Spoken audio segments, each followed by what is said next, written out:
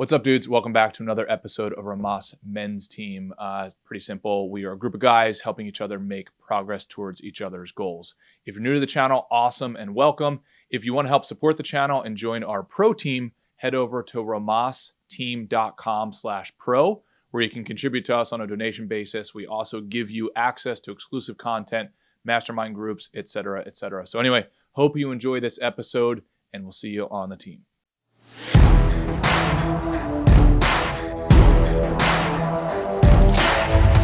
What is up, everybody? Mr. Ray, what's going on, brother? Wes, life is good. There's trials and tribulations, there's ups and downs, but I'm having a great day and a great week. Hell yeah. Well, before I forget, I want to apologize to MFG. MFG, if you're still on there, bro, I know you reached out to me. I'm sorry, dude. I've been crazy busy with work outside of like the Rhomas meetings. My life is like all work and gym and all that kind of stuff. So I apologize, but I'll get back to you ASAP. MFG, just so everybody knows, is working on a piece of art for me. And I have not been a good boy. Oh yeah. Yeah. I'm pumped. That's awesome, dude. And then Don, I believe, let me check here. I believe Don reached out to me as well. I just sent you a message back on Discord, so I apologize again. Same deal. So I'll get back to you ASAP, and then I'll have my assistant set up a meeting with us. So we'll go from there. Anyway, Ray, what's up, brother? So would you mind sharing the conflict that you had recently? Are you down I'm happy to. Yeah, the gentlemen know my neighbor situation. There are shared driveways on either side of my house. To the west, amazing dream relationship. To the east, annoying neighbor always nibbling off pieces of my land and getting on my nerves. So I was having some workmen do some work on the bricks in the front driveway, like extending the driveway. And if I'm ever complaining about a neighbor, Gunther, yeah, this is him. He asked, okay, so I said, when the job was done, I said, did the neighbor give you any trouble? He's like, yeah, we spoke to him. He asked us to wash his car. And so I'm on this weight loss challenge. I haven't eaten much today. And so I tell him, meet me in the driveway by email. And then I start screaming at him. And he screams back. He threatens to punch me in the face and everything. His side of the story is that the brick dust was getting on his car. He asked, do they have a blower to blow it off? And they said no, but they have a hose. And so they washed it off. It was an extremely tense confrontation. I talked to you about it. I mean, and the whole day I was just consumed by images of like violent revenge on him, right? And that only usually happens like once an hour every day, but this was just constant, like adrenaline pumping kind of thing. Oh yeah. I talked to you. I prayed. I mean, I fapped. I was just trying to do anything other than do drugs or drink. Yeah. To deal with this. And we had about an hour conversation or half an hour, whatever it was, at night. And do you want to take over and tell me what you told me? Tell the lads what you told me? Oh yeah. Well, so I think the first thing is recognizing that you're already you're forcing your brain to use its limbic system when you're testing like primitive fundamentals. So Ray is on a diet, and so he's cutting his calories, right? So your brain and body are looking for calories because they're used to calories. It's not necessarily that he needed calories. And this is no offense to Ray. For me as well, we all have enough body fat on ourselves to maintain life. To get through the day.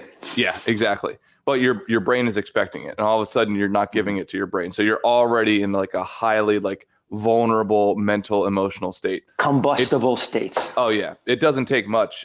Whether it's a neighbor, whether it's a wife, it doesn't matter. It doesn't matter what it is. So then it's like, okay, well, knowing that knowing that, and the tricky part about it is the very thing that can do that calculus is the thing that's drunk off of the hormones.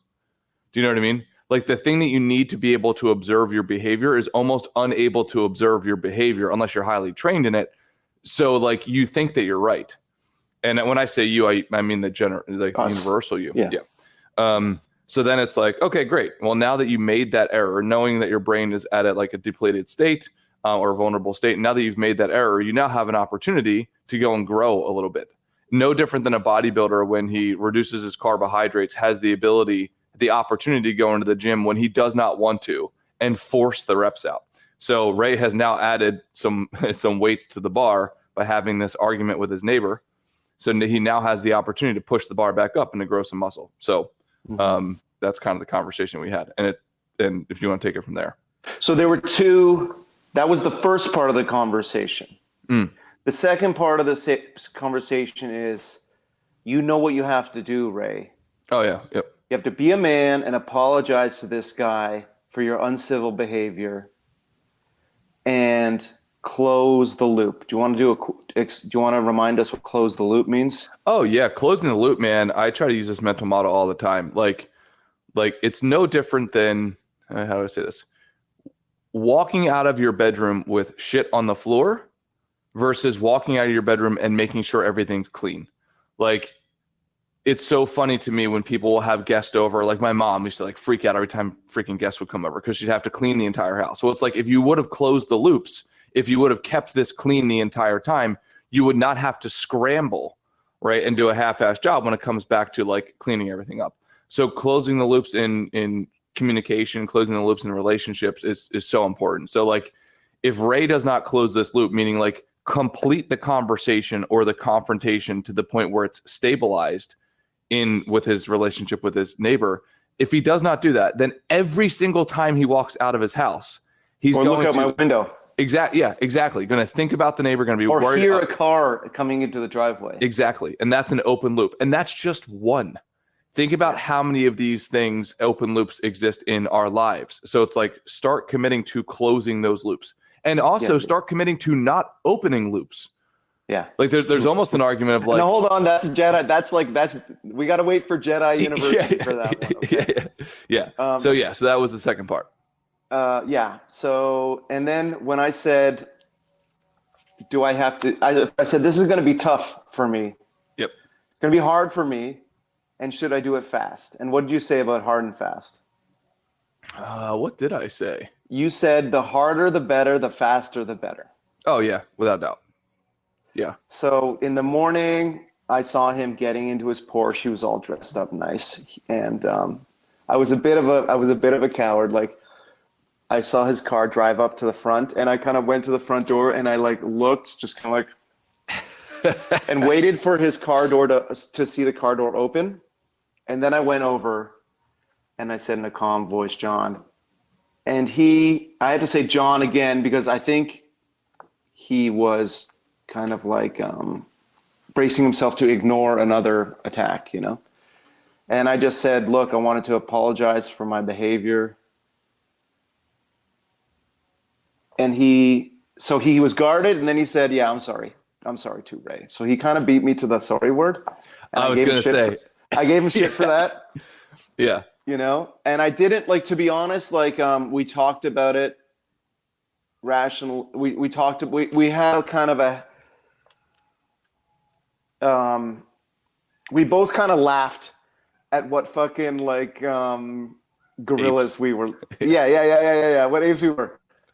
Now, to be perfectly fair to me, or just, you know, in the spirit of like the kind of intensity and urgency and the adrenaline of having to go up and apologize and confront him again, I didn't actually clearly, honestly say this has been something that's building for a long time. I just apologized. I said, you know, like, I didn't say I take my private property very seriously. I didn't say our driveway is the root of all the trouble in our relationship. I didn't say anything. I just apologized. I said, that's not how I want to conduct myself. And don't quit carbs because it's worse than heroin. And so, like, we joked around back and forth. Anyway, Oh yeah. Huge weight has been lifted. Oh yeah. Huge, huge. And then I've got this Bible app that's, so I was able, I mean, my journaling has been, off the charts since I did this. Like it's, like I got into a fender bender on the weekend, and so I got to pay for the other guy's repairs. Oh, which And like, car? it was just $1,000, the Prius, and his Okay. car was budget too. But like, I've been filled with ideas. Maybe he had a suspended license. Maybe he's bringing it to his buddy, the mechanic, and they're going to double the cost. But like, after journaling, after going through the thing with John, I'm like, what if I just do the right thing? Pay for his damage. Am I going to feel better? Mm-hmm. Absolutely. So then enough with this fucking detective work. This kind of like fancy detective work. Oh, dude. I'm gonna look. And so the Bible passage, the Bible verse that popped up in my phone today was basically something like this: the book of James. Be quick to listen, be slow to speak, and slow to anger. Oh, 100%. Be quick to listen, be slow to speak, and be slow to anger. And it doesn't say no anger. It doesn't say don't speak, but just seek to understand first before you pull the trigger. 100%. I'm going to look up this. Okay, Like, what they say about cops where they shoot first and ask questions later. Yeah. Yeah, exactly. I think this is okay. Some good quotes here. Okay, so Thanks. I'm trying to study more Stoicism, and yeah. Are you doing the Daily Stoic? I am, and actually, it might be cool to. I'm going to invite Kaizen up on here. Is that cool? Yeah. Kaizen, if you're game for it, because I think you could chime in a hefty amount on this particular topic, because this is phenomenal. It's like, oh, Kaizen's driving. Okay.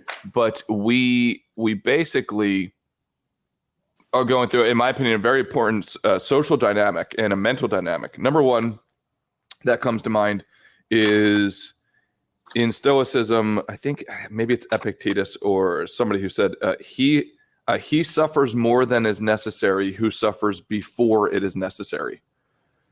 So I'll repeat that one more time. He suffers more than is necessary who suffers before it is necessary.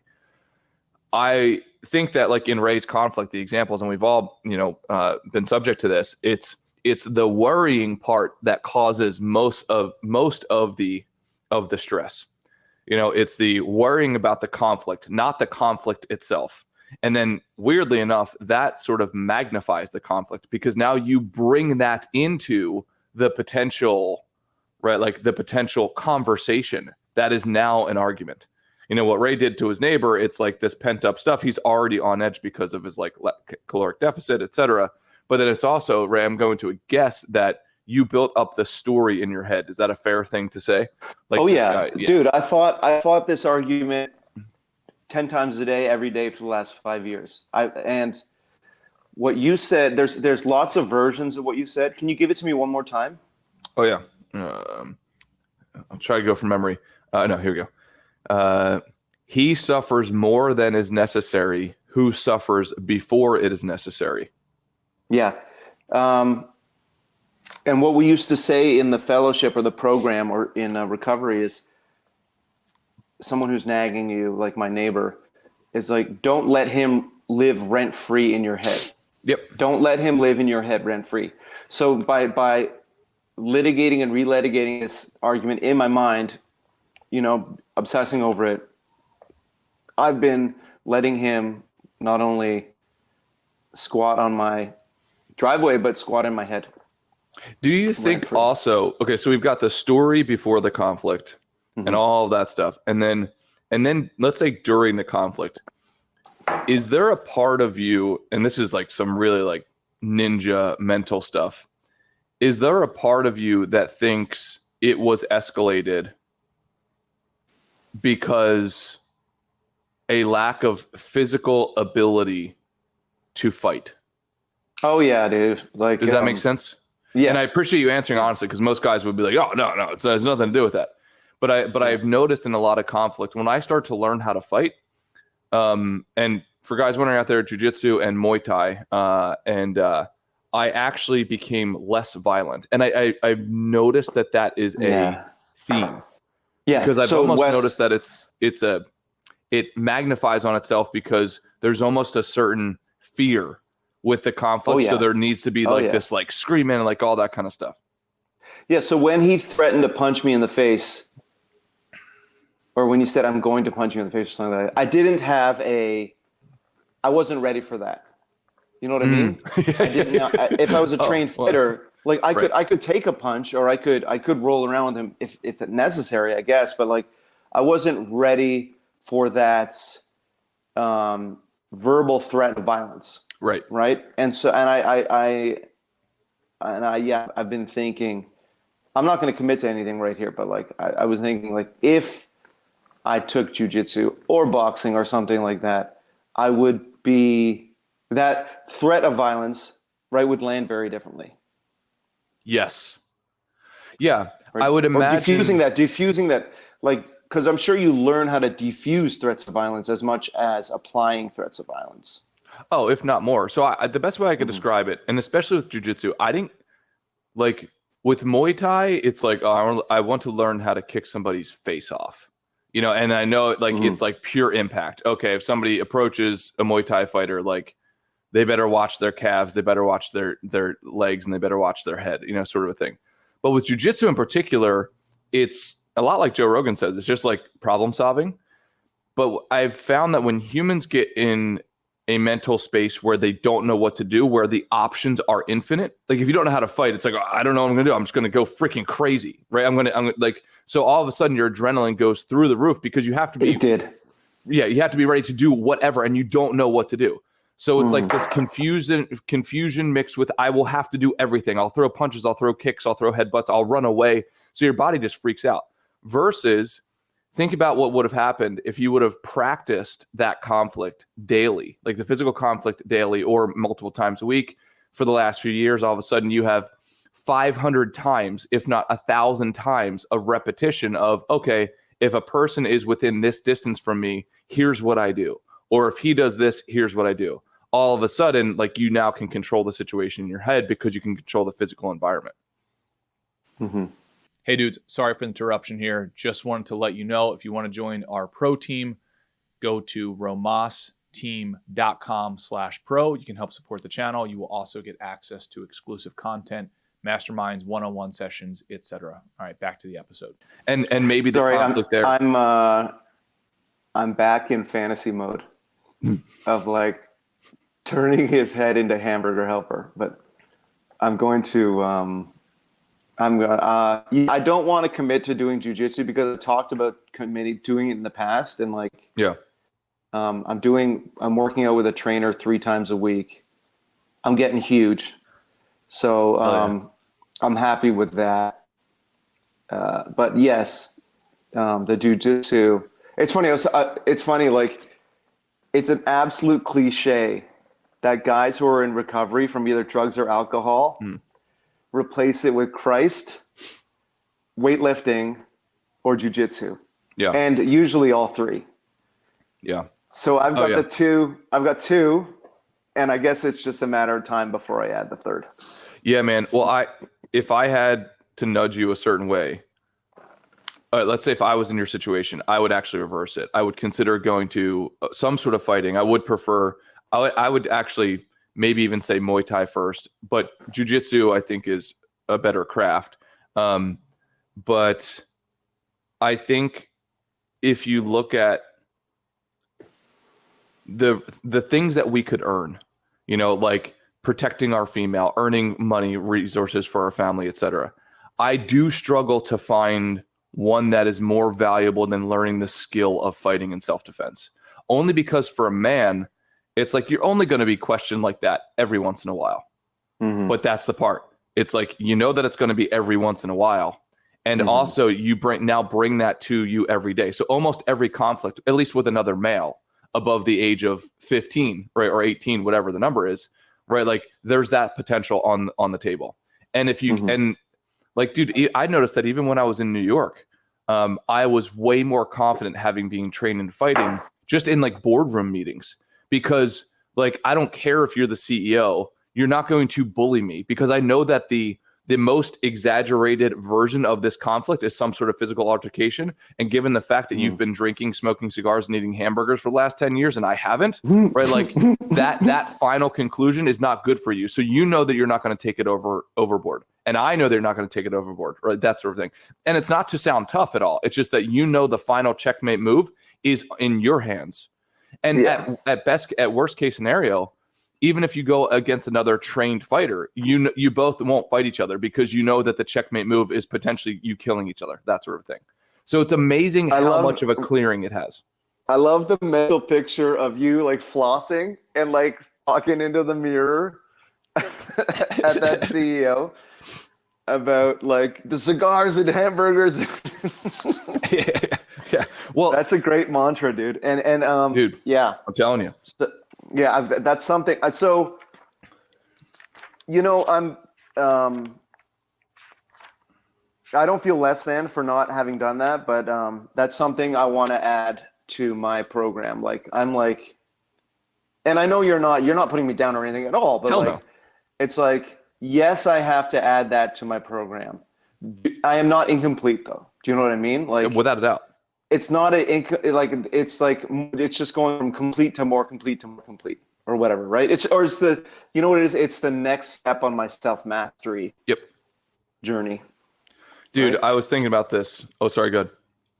Well, no, I was going to totally change the subject. So final thought, go ahead. One more piece, man. So like I was thinking about the team this weekend, and it's like, for me, how cool it is to be on a journey. And the way I think of myself is being an average, ungifted dude trying. Which you are. Oh, absolutely. Like trying to go on the unaverage path of progress, if that makes sense. And the cool thing is that like, you don't want to be born into wealth. You don't want to be born in looking like Brad Pitt. You don't want to be born, because that removes so many obstacles for you. Unearned, like that unearned virtue. 100%. So it's like, if we all go on that path together, like a bunch of average dudes trying to earn unaverage rewards, you start to learn that the world is just a bunch of tools that you just need to acquire, like the skills of using those. So there's no reflection. It's like, what an opportunity it is, man. Yeah. So if you can't fight, or if you're not trained in fighting, let me say, then hell of an opportunity if you want to. But then also using your rational brain to say, okay, well, if I don't do that, then what's the downside? What's the upside? Right? Like the downside is like, yeah, I've got to put in work. And then the downside could be my neighbor does punch me in the face next time, and I don't know what the hell to do about it. You know, that sort of a thing. So, I mean, and we talk so much about conflict in terms of relationships and the Gottman method. And I wouldn't even say, like, it's not just learning to fight. It's just like, it's part of the broader learning to navigate conflict. Like you said, in a boardroom with a bunch of like, where there's egos fighting, right? Like you just said, like the knowing how to physically fight, it sounds like is just a broader part of conflict. Oh, absolutely. Knowing how to conflict, just like with Gottman, just like with Never Split the Difference, right? Knowing how to navigate conflict. But there's a difference between learning how to synthetically calm yourself down, right? And actually like being comfortable with the chaos. Yeah. So for instance, being strong, or like, yeah, or being like, being unaffected by the chaos, or weathering the chaos. Oh yeah. Right. Yeah. Like being stronger than the chaos. Exactly. That's what I would prefer. Not mental gymnastics to convince yourself that the chaos does not exist. Do you know what I mean? Like, so what I'm actually trying in meditating now, weirdly enough, is I'm actually trying to envision harmful things to myself and then forcing myself to calm it down. Yeah. Yeah. So I watched the documentary called Free Solo. I'm sure some of you guys on the team have seen it. phenomenal. And they ended up doing I believe I don't know, it was a PET scan, when you scan your brain, right? So they ended up scanning his brain, and they showed him, Alex Honnold, they showed him devastating photos, probably photos of like dead bodies, photos of car crashes, etc. Because his friends kept on saying, like, we think you have something mentally wrong with you. Like, you're scaling that you're not scared. Yeah, exactly.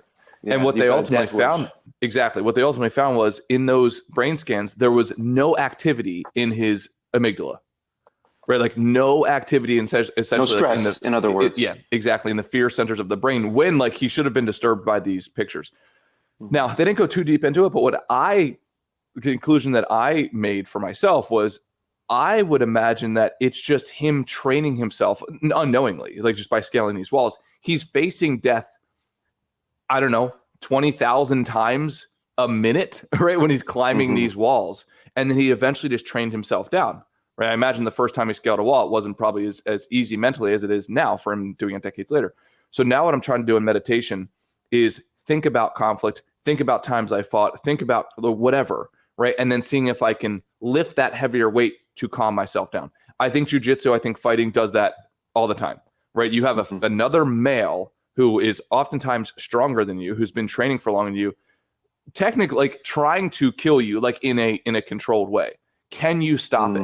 So dude, I can tell you the first time I fought somebody in jujitsu or rolled with somebody in jujitsu, I'm not kidding, dude. He was easily 400 pounds. Easily. I have never felt pressure like that on my chest.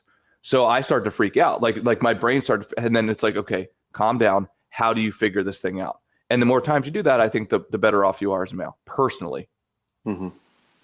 Fantastic. Well, the conflict we're going to talk about for the next little while is the conflict, internal conflict, the conflict of self against self.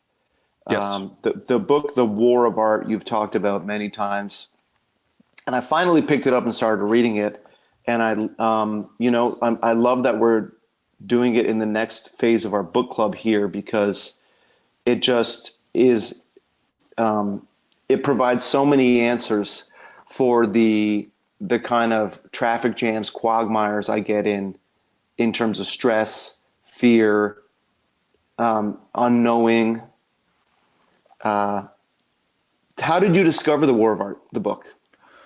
It was just like talked about in every like business podcast I've ever listened to, every conference that I've ever gone to. It's easily mentioned at least once. Who's it for? Everyone. So, but especially creators. Right. So because the author, Steven Pressfield, he does great epic historical dramas, right? Like the book that the 300 was based on, right? The Spartans versus the Persians, stuff Don't like even that. Started on that movie, bro. Gates of Fire was the book, right? But he says this is like his journey as a writer, trying to sit down and write, right? That writer's block. That's what kind of gave him. It was that journey that made him realize, that what I'm fighting when I have writer's block, or I'm nervous, or I'm procrastinating, right?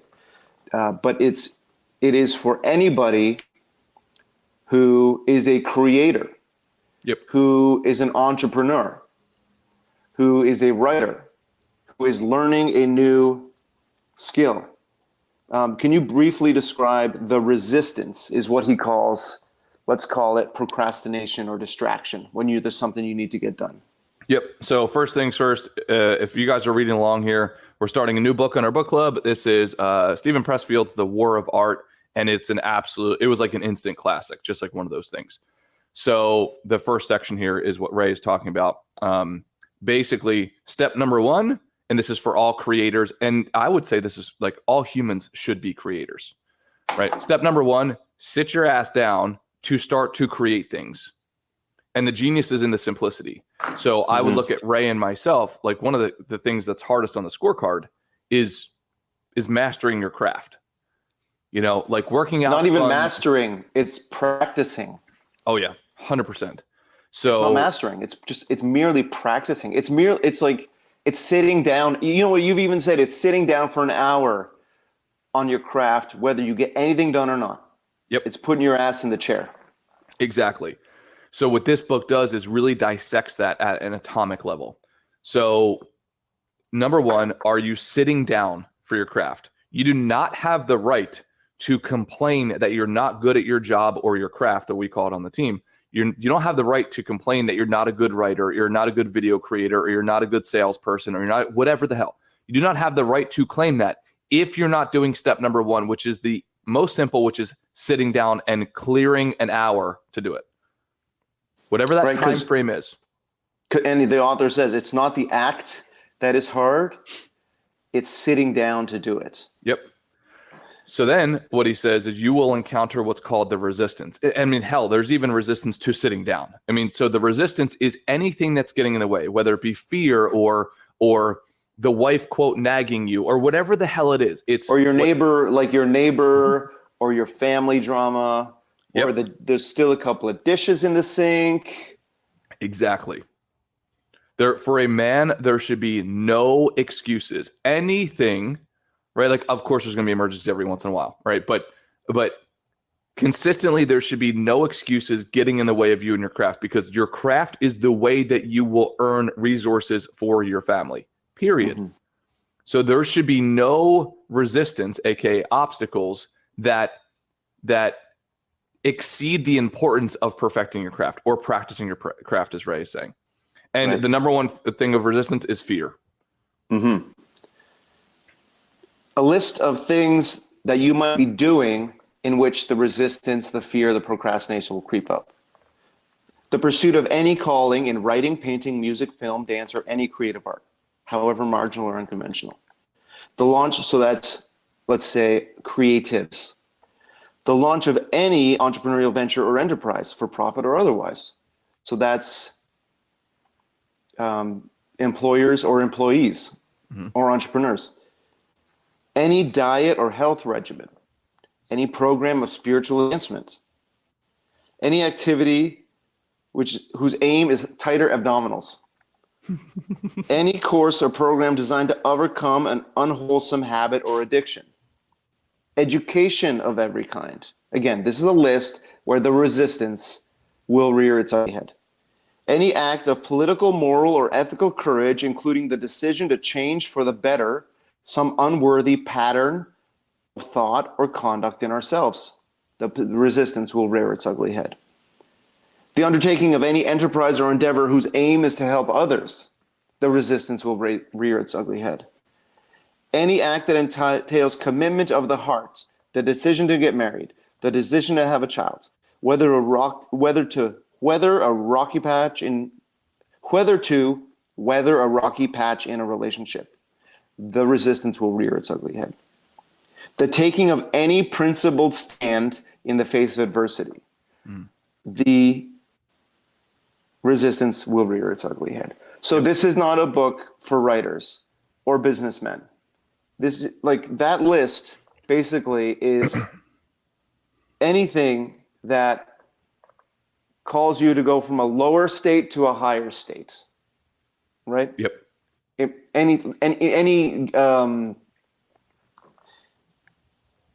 In other words, any act that rejects immediate gratification in favor of long-term growth, health, or integrity. That's my problem with practicing my craft daily, because I get the benefits of sleep, weight, water, active love, goal review, learning, journaling, meditation, movement right away. But it's active craft that, so the great thing about our program here is that you get those immediate benefits, you get the daily benefits, and there's a compound interest from doing the scorecard every day. But the act of the craft is more of a slow burn. The practicing craft, mastering craft is a slow burn. And there's just more opportunities for my resistance to win. So let's turn this from philosophy into practice.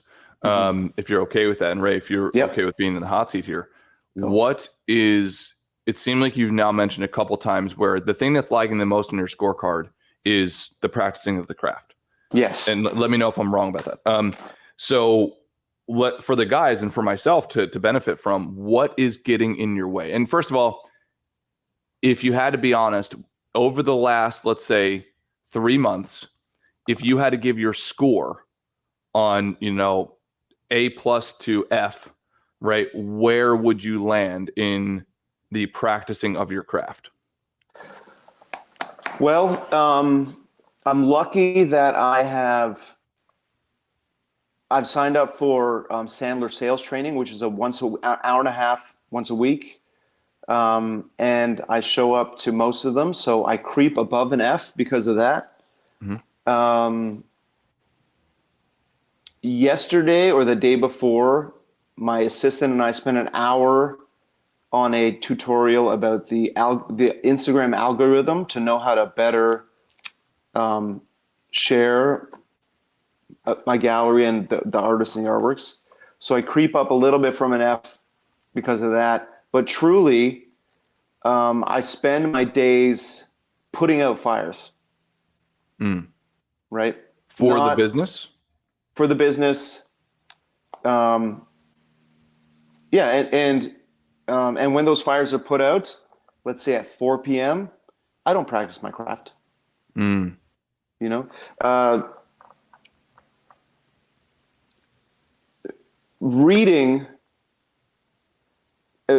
is something. I think I don't know if reading's on the scorecard, but like reading every day is something I do now. Most days I don't go right to my phone, to social media, to news. I pick up either a hard copy or a. Don't you love what my daughter did to the back of my iPad? Isn't that great? But Isn't that great? I will pick up a book, either in ebook or hard copy, and read for the first 15 minutes of the day. Is that practicing my craft? I don't know, but it's absolutely part of self-mastery. So I wouldn't be surprised if I got an F in my craft. Well, let me ask you this. If you don't mind, you don't have to share numbers if you don't want to. Yeah. But if you are open to it, awesome. So what are you doing now in terms of revenue or personal income, whatever you want to say, relative to 2 years ago? So 2 years ago, I'm doing much better. On every scale. Hold on, you're doing much better now than 2 years ago. Yes. Yeah. On every count. Yep. The summer is a downtime. I haven't reached my goals in terms of revenue. I have a hell of a lot of inventory coming today, hopefully, for my show that starts next week. This is going to be the biggest exhibition I've ever done. And for those of you not familiar with the art world, I've just got a lot of merch coming in that I have to sell in the next 6 weeks. And it is maybe $100,000. Let's say it's $200,000 worth of paintings. 100 will go to the artist, 100 will go to me if they all sell. The numbers are something around there. Mm-hmm. That is a tremendous professional stress. I'm feeling a tremendous, insecurity about that. And Wes or whoever, just compare that to any big deadline or test of your personal test. Can you do it? And so I've taken on an artist, a big artist from the US who's never shown in Canada. I'm taking on a lot of inventory, and this is like where the rubber meets the road. This is what I've been training for. And my neighbor John was on the receiving end of a hell of a lot of that stress. Yeah. But I'm ready for it because of the scorecard. Hell yeah. I'm not as ready as I could be because of neglecting the craft, and so, yeah. Yeah. Do you mind if I comment on that? Go. Number one, I would not rank you at a tiny bit above an F. There's no chance. Thank you. I mean, I do think when you go into operating your own business, it's It's some people go into the realm of like rugged individualist. I'm just going to work every single minute of the day, and that's how I know whether or not I'm doing good. Other people go on the other side of like, well, I'm going to do what's effective, and I'll let the numbers speak for themselves, and it's not going to look like a normal W-2 employee's lifestyle, right? Like I don't clock in at 9 a.m. I don't clock out at 5 p.m., et cetera. And then there's shades of gray in between. The first thing, I think it's always important to train yourself to look at the numbers. Like if you look at yourself 2 years ago and the revenue now, then what it is, I think that automatically puts you well above an F. Then I think it's getting mentally comfortable with it, because as an entrepreneur, yes, there are a lot of insecurities that happen because your brain says you could always be doing more, right? Because you don't know when that next paycheck is coming. So I think the more you get indoctrinated into like paying attention to the results driven, right? Like metrics. And then more importantly, no vanity metrics. Like a lot of people, like I would say that actually hours towards the craft oftentimes is a vanity metric. I know a lot of entrepreneurs who work a lot of hours who do not produce great results. Now, I do think in the absence of other metrics, then hours should be the metric because it's the only one. Now, so I do think my gut tells me you're being a little too hard on yourself. My gut also tells me that, yes, you still have capacity to grow, just like all of us do. I would say also that like, I don't know, I always expect just to produce 80%. My goal is always 100, but I always expect 80. Like I always expect a B to B minus, just because I always feel a bit insecure, like you're saying, with the next new event, et cetera. I'm never going to be prepared, but that should never be an excuse not to do the next thing. So then I would say it does sound like, though, simultaneously, that there's probably an opportunity for you to get back to the basics of saying, I'm going to schedule this hour of pure offense on my craft. No fires, no kind of resistance. Yeah, no exactly. resistance. Yeah, just pure offense. Like, and going through it, I think there's this great quote that says, like, you don't fall to the level, you don't rise to the level of the occasion, you fall to the level of your training. I actually kind of would evolve that. It's like you do not rise to the level of the occasion, you fall to the level of your team. And I think what you've done with Sandler is phenomenal. Like you've paid for a team, so you now have right. You now have peer pressure there in a unified direction. So I would say back to the basics. Can you judge yourself and grade yourself on a half hour per day or an hour per day, no matter what, 5 days a week, knowing that you're going to fail 95% of the time, but that one day you're going to nail it. And then I would ask you to send me a picture. You're going to be happy as a pig in the mud. You're barely going to accomplish anything in that hour, but at least you sat down for the hour. And like that I would love to see that from you. And I think absolutely, Wes, you're on. And I think that for me, it is the challenge is learning an important digital skill, or like learning an important tax skill or financial skill. Like those basic skills, like I bail on those because I don't know how to do them. You know what I mean? Whether that's how to operate my website, whether that's, how to go through all my receipts and log all the expenses, whether that's the skills necessary to, create content. Sure. Like Adobe Photoshop, or for example, or something. Like I have, there is the fear of having to learn a new skill is very strong in me. Hell yeah. Right. Love it. And then just trying to navigate and juggle my way through without having to sit down and learn that skill. That's dude, it's perfect. That's what resistance is for me. And that's what the hour is for. Or the hour or the 2 hours or however long that time is. Like you get to bring all of that to the table in that hour. But that is way better than saying, oh, I have to do all of these things. I'm just going to go grocery shopping. Do you know what I mean? I'm going to go to the gym. I'm going to do whatever. Because as men, it's really easy just to distract ourselves and medicate ourselves with other things. And I think one of the most devilish medications are the things that are good for us. Right? Like, oh, instead of practicing my craft, I'm going to go read. Instead of practicing my craft, I'm going to go to the gym, because there's a strong argument. It's like, yeah, well, I'm still bettering myself. It's like, yes, but you're not hunting for your family. Mm-hmm. Goddamn, I hate this. It's awesome, dude. It's a great opportunity. And dude, I deal with the same stuff. All of us men deal with the same stuff. Yeah. It's fear, and like it says it right here. We feed the resistance with our fear.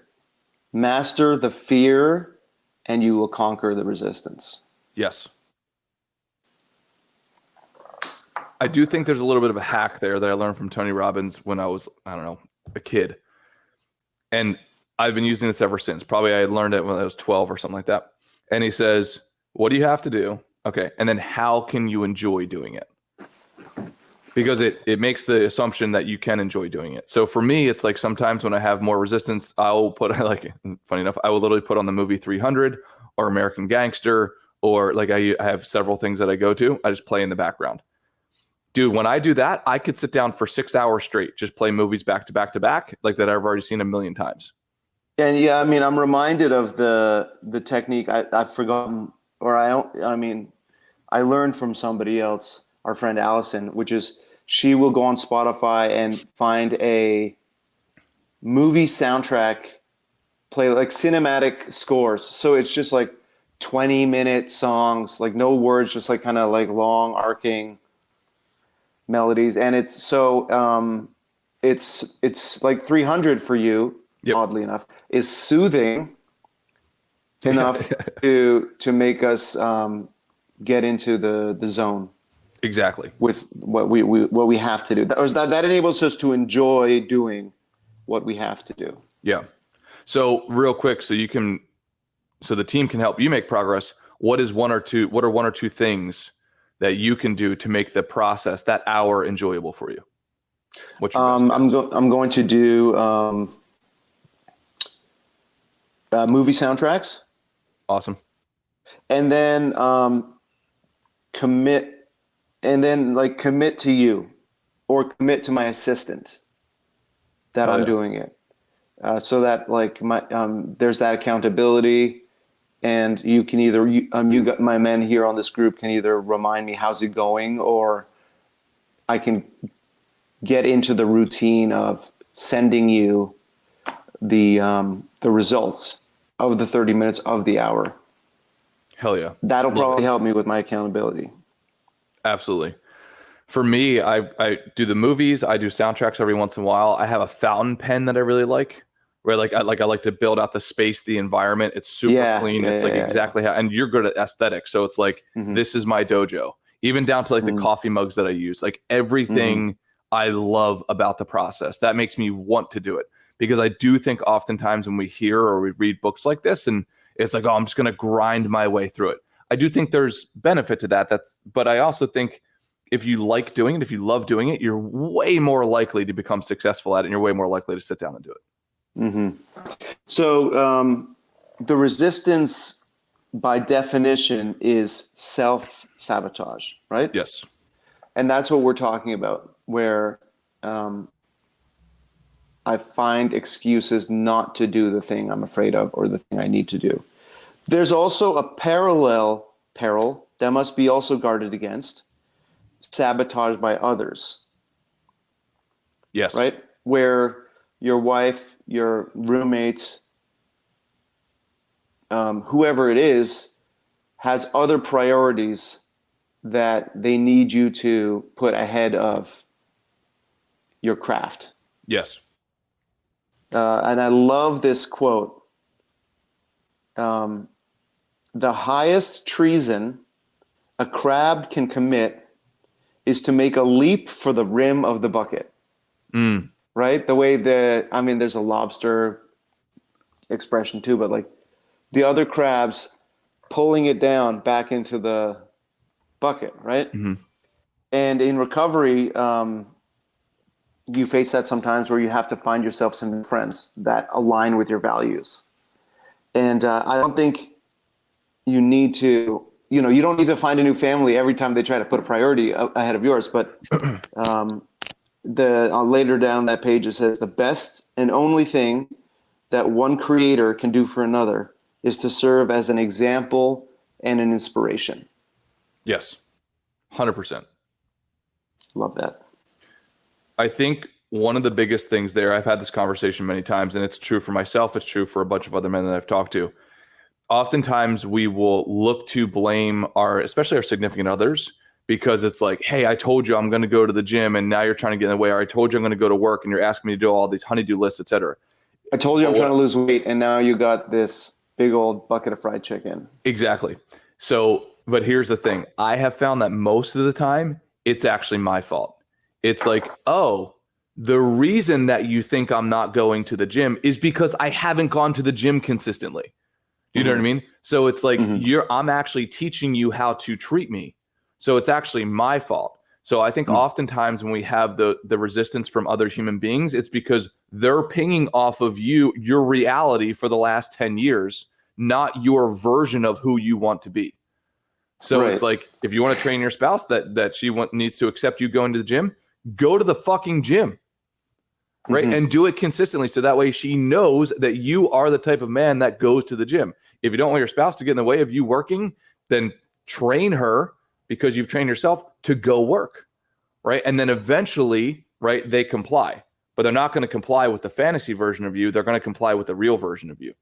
And that training will likely include conflict, right? 100. Where you have to demonstrate by your actions how much of a priority it is. Yep. Yeah. Right? It can't be, oh, I know that Ray's going to work because he went to work 1 out of 75 attempts last time, right? Like in the last cohort of time. It's, right, like whatever that number. That one got through my armor, Wes. No. And I'm not saying Ray. I'm just saying, like, in general. You know. No, diet, weight loss, workout, whatever it is. Exactly. It's, I know that Ray's going to go to work tomorrow because he's never not gone to work on Tuesday. Yeah. Or sleep. Sleep can be a battleground, right? Where we have to enforce the 8 hours sleep. Yes. And the other person is so close to you that, they're watching TV, they're on their phone, they want to talk. That is one. So like everything, you have to show by your actions how important it is to you, or you do show by your actions how important it is to you. I don't know if I'm using this term correctly, but I think there's like a body of cells right above the roof of your mouth. I think it's called the nucleus accumbens. I'm sure I'm wrong, but I think it's something like that. And essentially, it's somewhat of an internal clock. You know how like people can wake up and they say they don't need an alarm clock? Well, that's a real thing. So there's an internal clock inside your body. Similarly, I think there's a lot of counter calculation systems inside of the human brain that we won't even admit that we have, right? Like every single time you do something, my brain is counting it. And I'm weighing, and I don't say judging you in a bad sense. I'm trying to learn who Ray is. And if you fail once, that goes into the bucket. If you have actually a perfect movie, have you ever seen the movie In and Out? I think it's called In and Out by Disney or Pixar. Have you ever seen that movie? Inside Out. Yeah. Inside Out. It's a perfect, like, that's it. If nobody has watched that, if you not watch that, go and watch that movie. It, like, when a bad thing happens, like a little thought marble goes into her head and it's like, oh, bad thing. And that now gets counted. So it's like, how are we counting ourselves and how are the humans around us counting based off of our actions? Why don't we end on a Stoic quote from Epictetus, whatever you say. In our life, our first job is this: to divide and distinguish things into two categories. Externals I cannot control, but the choices I make with regard to them, I do control. Where will I find good and bad? I'll find them in me, in my choices. So in other words, and that made me think of the serenity prayer, right? God grant me the serenity to accept the things I cannot change. Yep. What I don't control. The courage to change the things I can, what I do control, and the wisdom to know the difference. And what we can control is our actions and our time Absolutely. and what we do with that time, how we act with that time. Love it. Perfect thing to end on, brother. Thank you, Wes. Thank you, Beast. You guys have an awesome weekend, and talk to you soon. Thank you. Later.